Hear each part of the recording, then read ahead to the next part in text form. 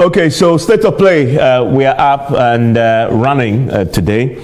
As you can see, the heads are seated. I'm not part of the heads today. I'm just trying to moderate this conversation. Host. No, I didn't say anything. You continue. I'm just coming to listen to all of you lot. But listen, Raymond.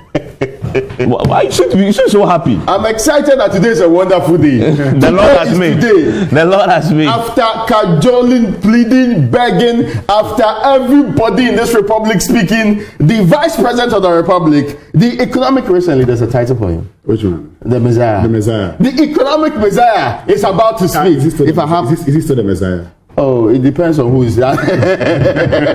He is about to speak, okay. And not on the things he's been speaking about recently, and not on the ICT related matters, and not on the technology related matters, and not things related to drones and all of the other things. But this is the economy of the Republic of Ghana. The Messiah is about to speak on the economy. And how many minutes more? Yes, I'm counting down because right? Right after here, you zoom straight into the Messiah and say, no, am I advertising it? I just want to be sure. I'm excited about it. Well, I mean, I think that Ghanaians have advertised it. So you're not advertising it. Okay. So if you have a feed from that place, all right, people are gathering. The Tescom people are gathering. The Messiah is about to speak. He's about to rescue the economy. Or it's been rescued already. Now, so there are already questions about that. No, first and foremost, we've heard the finance minister tell us everything government is going to do. We heard the Bank of Ghana also speak to everything government is going to do. The president has given a State of the Nation address, which included a section on the economy. Is it too little, too late for the Messiah to add up to this conversation? That is the other conversation. So two things I'll say about this. Yes. First, I think it is positive that he's speaking at all. Okay. I mean, to be fair, we all sat here and asked that. Where is the Messiah? That way he speaks, right? I remember we all sat here and said, Baumia should say something. So the mere fact that he's accepted the challenge, and we are not conferring on ourselves any extraordinary powers to suggest that we are all we suggested that and he listened. No. But the mere fact that he's taking on the challenge and he's decided to, go in front of the cameras and speak to the nation at this time of crisis, is a positive.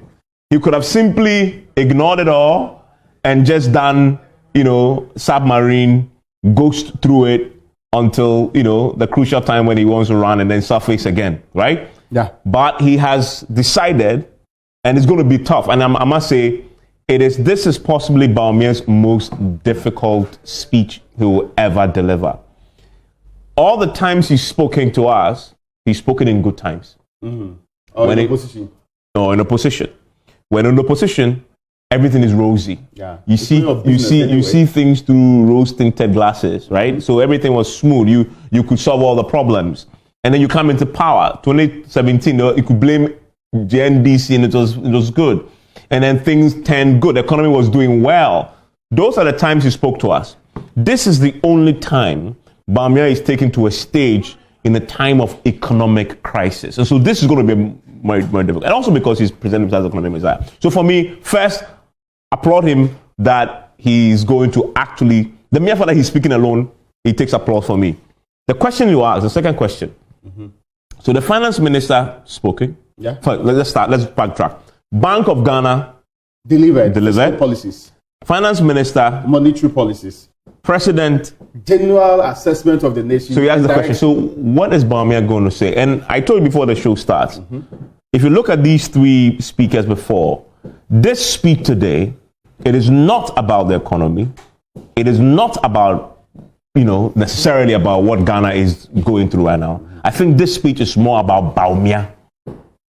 It's more about Baumia the person, Baumia the aspiring president, than any of the things that, of course, are important to us. Yeah, but you see, Evans, it's very important that Baumia as a person, Baumia as an aspiring flag bearer speaks. It's very important. And we were here. We were here when we all suggested I should speak. So for me, I'm not going to say it's bad for him to speak because we all asked, where is Baumia? Mm-hmm. So now that he's going to speak, it's okay. He's listened to a lot of Ghanaians, but you see the timing. Raymond has asked whether he's going to say anything new. When we spoke to Gideon Bwako this morning on the Super Morning Show. One of the things he said was, a lot of the things, the president has spoken, the finance minister has spoken. Yeah. If there's anything new and he has the authority of the president to say, he would say it. It doesn't look like a lot of things will be new. No, but I don't expect him to say anything new. He wouldn't say anything new. Yeah. Doesn't even say anything new. And that's why you should say that it's strategic that he's speaking at this time. Yeah. But you should also ask yourself the question. People are also asking the question, all the prescriptions or the diagnosis you did in the past and the prescriptions you gave in the past, are you going to look at those prescriptions? How come you've not implemented them? So today, what is he going to tell us? Gideon Bwako makes the point that, a lot of things have changed in the economy. There are challenges here and there. So he'll be talking about all of these challenges. We're talking about, how we're going to get out of them. You've heard some of the things already. He may just, explain further some of the things that have been said already. And so, yes, you wanted to hear from him. Gideon makes the point that it's not a case of he waiting for the president to speak before coming out to speak. He has spoken basically every year. He's held a major event. Last year it was on digitalization.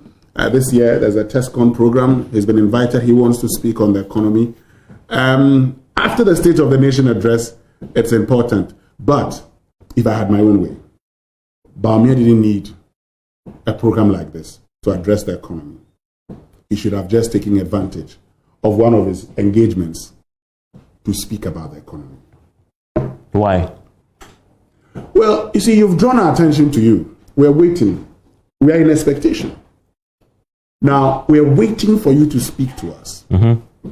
But if you had just said it, taking all of us by surprise, we would discuss it and say, and your defendants will say, he spoke about the economy. Mm-hmm. He's addressed those issues we've been talking about.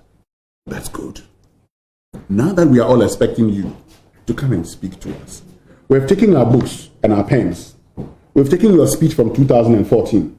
We are watching and saying, come and speak to us. I heard some people say, and as you have said, this is his most important speech in his political career. Also because of what he did in the past.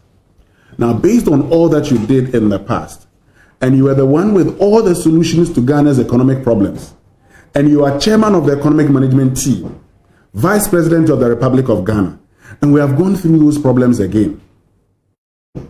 The interesting thing will be, and as Raymond says, what would he say today? And that is why he could have addressed us without advertising it. But there's beauty of also choosing this event. Mm-hmm. This is a party event. Let's put it in context. Yeah. This is a party event where, in fact, just before I was coming on, I was listening to Gabi Ochiridako, who was speaking at this event. There's a whole host of people. Everybody in government is virtually there going to speak. So this is a party event. And of course, it's a party event. He has to speak, right? Did we make him the highlight? But he's the highlight. So, but the reason why I think this is actually a good time to speak and an event to speak at is because he really doesn't have to say anything. Everything else, the president has already taken a battering already. Yeah. We've hammered we've hammered finance minister. Every single we've hammered him. Exactly. But we have hammered the finance minister. But in hammering the finance minister, we asked, where is Bawumia?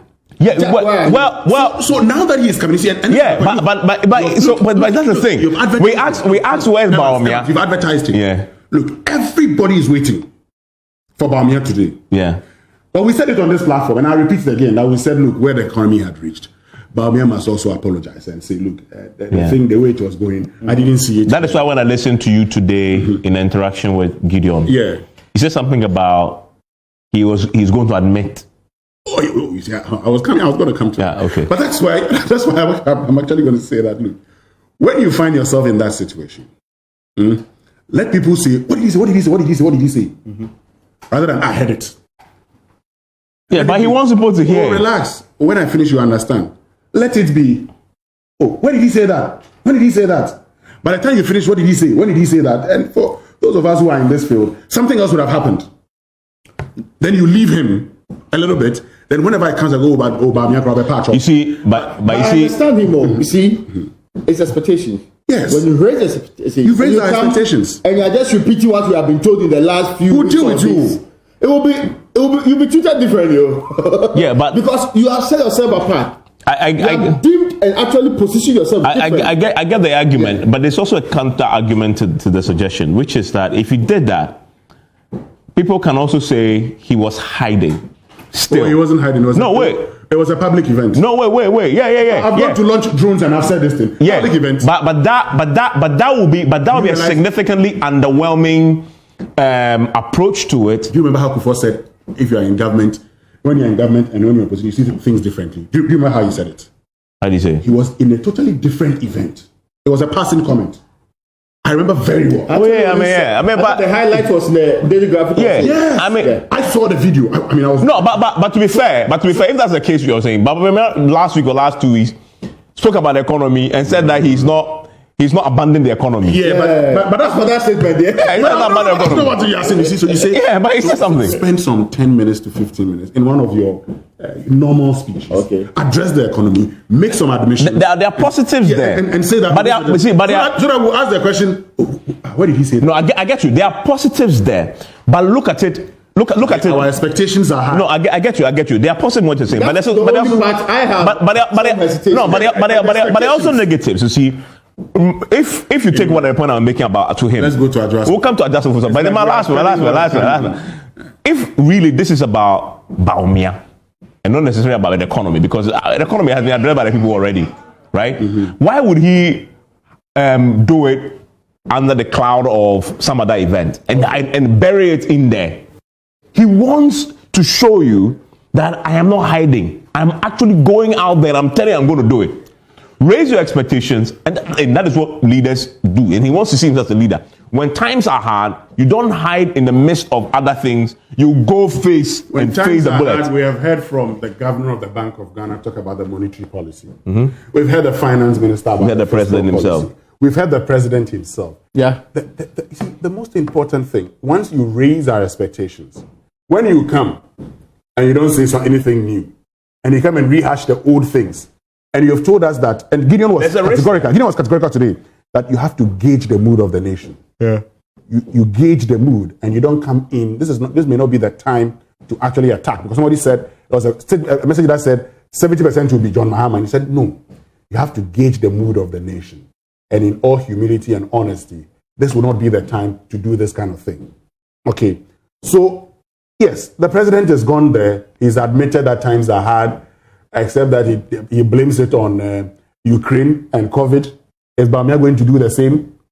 Well, so I would have expected that, look, in one of those sessions, you take advantage of it, address these issues in 10 to 15 minutes. Then when you come back here again, you don't even have, also vice president will be there. Nothing on the economy. Then you come and take the then you talk. Let me read a few of the messages and then we'll move on quickly to Parliament. I start. Yeah, go on. Okay, now Famous Smith said, Raymond, the way you are happy today, dear, indeed, the Messiah is about to speak. and Ora A. Amwa says, you guys really journalists, especially Raymond, nation of jokers. I'm unsure whether they're joking. A journalist can behave this manner in Saskatoon here. I don't understand. What's that?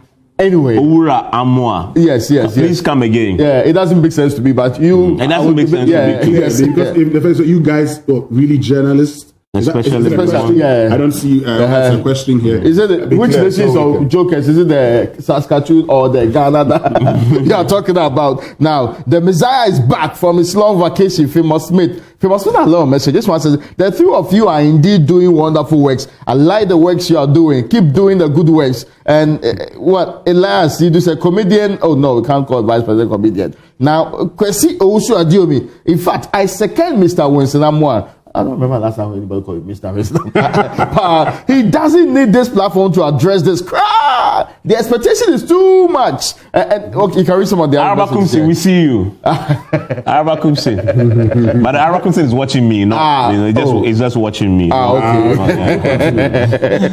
Francis Danso says, NPP is not a party to entrust governance to. Mm-hmm. They cannot be trusted, he says. Okay, now there's one from what they call it, Dagura. Yeah. Talk is cheaper than the actual practical work or actions to reflect the lives of citizens. Our country is blessed with a lot of resources, but due to selfish, greedy individuals who led us, The hardship we are in is beyond the slavery movement our great-grandparents passed through under the colonialism era. It's a shame as Ghanaians. That's what. Okay, so let's go to Parliament. And I have a question for you gentlemen. Yes. Why, in God's name, is the NDC in Parliament vehemently defending NPP MPs who risk losing their seats, and the NPP people in Parliament are rather vehemently encouraging the likely vacation of the seats of their colleagues? Can anybody explain what is happening? I want to use this analogy. It's almost like when we played our last leg with Nigeria. The Nigerian supporters will be supporting Ghana. We will be supporting the Nigerians and say, no, let Nigeria qualify. They deserve it. They have to be there. Then on the other side, Nigerians will say, no. The Ghanaian team, young people, they have to learn from the World Cup. It's because it's not principled politics. It's because this is the benefit politics. Simply so. Look at the NPP. They know that the two other gentlemen can make claims of being unwell.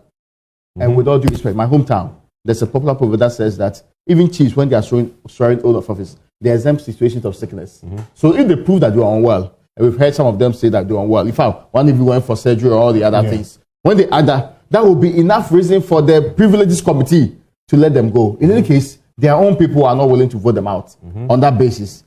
On the other side, the third person becomes Sarah Adjoa-Safo of Domiko Abenya. Whichever reason she gives today. Looking at the anger, right from whips through to leaders who are indirectly attacking her, through to members, including a member who's been absenting himself and was equally attacking Sarah Adjoa-Safo, all of them will come together and say, this one is God-given opportunity to remove one of our biggest problems in the country. Let's not forget, the executive president has not been able to remove her as minister.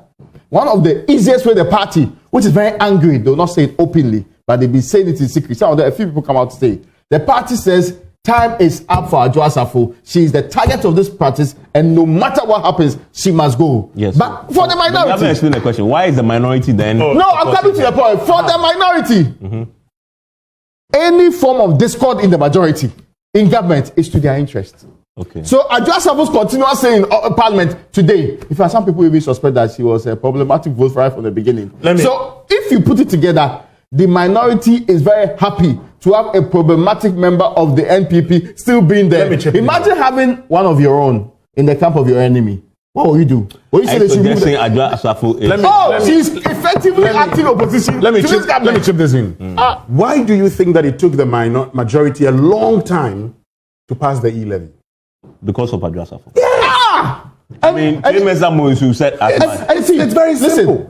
Some of the things you have gone through, some of the downgrade, the investor difficulties, the things that we have compelling Babetko speak about. If E-levy had been passed earlier, some of them would have quieted down. And did somebody vote for Abambagbe?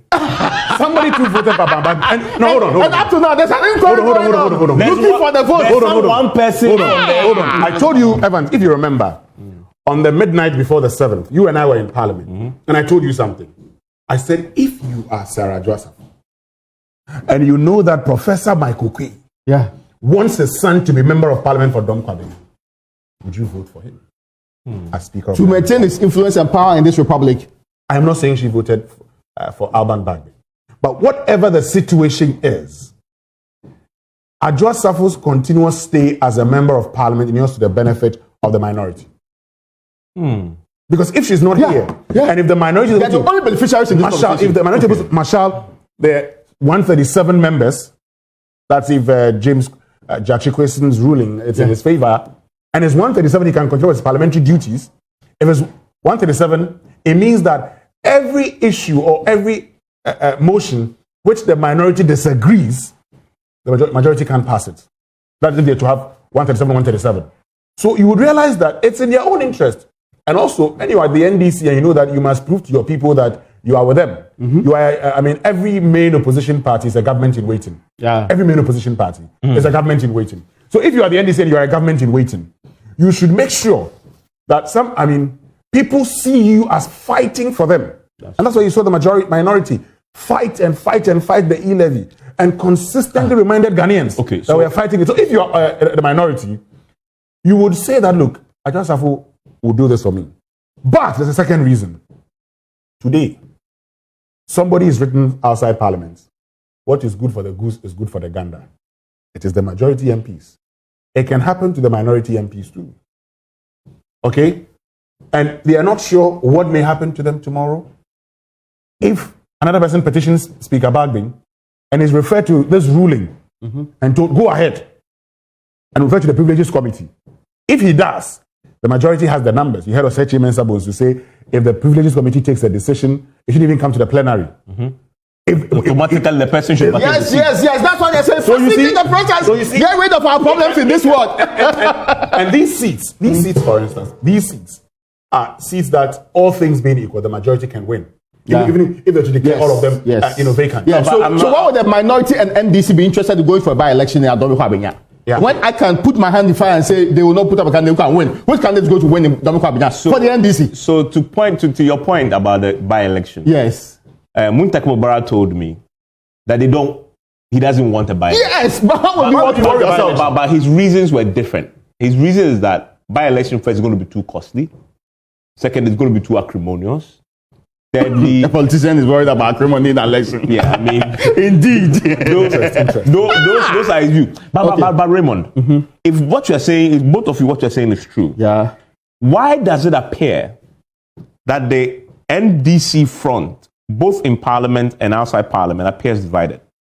So you have Okujeto Ablakwa, who yesterday on PMS was clear that the position that as advanced by Harun Adrisu and Muntaka Mubarak in particular, it's Muntaka's personal opinion, and that he disagrees. He said he believes that people should go. Muntaka says no, the procedure is wrong. I mean, in fact, Muntaka told me in that interview that Adwoa Safo is being treated unfairly. In fact, he says, suggesting that there's a conspiracy between the speaker and the majority leadership to victimize Adwoa Safo, because he claims, and this is an interesting part, the information is shared about Adwoa Safo's reasons. The majority deputy whip said they didn't know about it. There's only Muntaka who knows about it. And he was questioning how Muntaka got to know intricate details of a woman's child who's not well somewhere, and potentials of being taken from the mother, and the majority, the people that she's supposed to sit with. Maybe he was being political about it. Evans, I think it's simple. And then yesterday, just fine. And then yesterday, you spoke to Sami Jemfi, who says the party hasn't taken a decision. Yeah, in fact, they are going to consult and make their views known by the end of the weekend. So this move happening in the front bench of the minority has not been backed or opposed by the party. I am telling you that. The majority leader spoke to you, Evans, and told them, in fact, the speaker should have addressed this matter about absenteeism. Yes. That he was expecting that address anytime soon. Yes. As he had prepared the ground. He had prepared the ground already. Yeah. Muntaka says, it's a deal between the two of them. Yes. Those are the words of Muntaka. I am saying, the majority that says, the speaker is going to address us on this. So you could be right.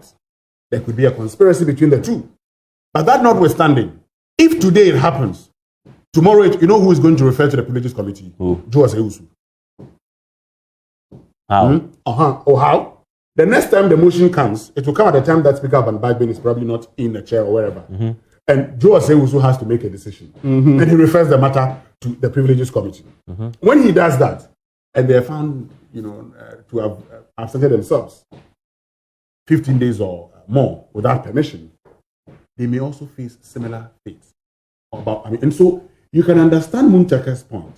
He's told you that, and he said on the floor of Parliament, that if care is not taken. Now you bring another point I want us to address in the next few minutes before we wrap up. What is the deal with Abambagbe and the NC members in Parliament? Did you see the fight between him and Muntaka on the floor? To the point where he asked Muntaka to say, Muntaka said, I will sit down. I will speak. I have. Right? What is the deal? I have heard. He has made a ruling about what present in Parliament means. That has fundamental implication for the NDC's case before the Supreme Court. He then goes ahead to say that, in conjunction with the majority leader, refers the people against the leadership. In conjunction, according to Muntaka. I mean, there seems to be this friction that is playing out between, this is an NDC founding person, member, who's the speaker. And yet there seems to be some First, friction. let's not pretend the Alban Bagby we know today was so pro the minority and its interests and the current leadership of the NDC, not in parliament, let's be fair. Let's not pretend that. This is a retiring man, a man who was all over the place trying to form some institute or so to do parliamentary work. True. Then God blessed him. Then he came back. Because his minority, that kind of yes. But you see, it is the politics of convenience in there. Where is his convenience from? The convenience was that to them, Bagby did not represent the very best of interest they could, but he was the option available to them. Who else could they have presented immediately? Yeah. But the worst part is that, and I know NDC people today are saying that Bagby is a headache. But we have to deal with him in a way that you can still maintain the kind of strength you want to maintain in Parliament. Why is Bagby? Because he will not play ball all the time. Bagby is the headache of everybody. Not only the minority's headache, he's the majority's headache. But in the last 2 weeks, it appears the minority, the NDC, and the NPP side seem more happier. So you see, they seem happier with him. So you see, when he was, and this is something I noticed about Bagby, he made a ruling.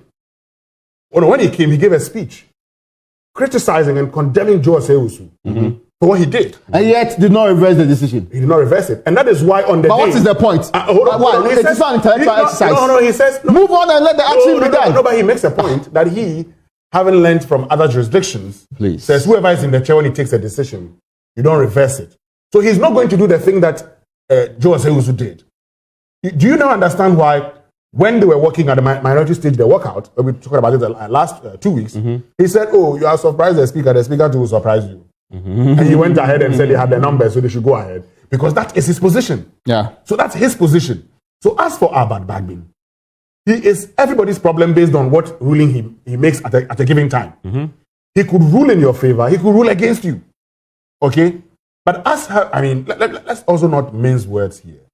We all know Alban Bagby's position in the NDC.